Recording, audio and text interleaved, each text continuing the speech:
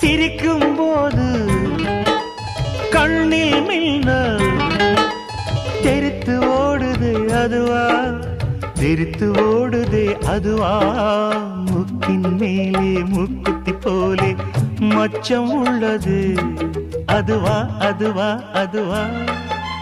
கழுத்தின் கீழே கவிதைகள் ரெண்டு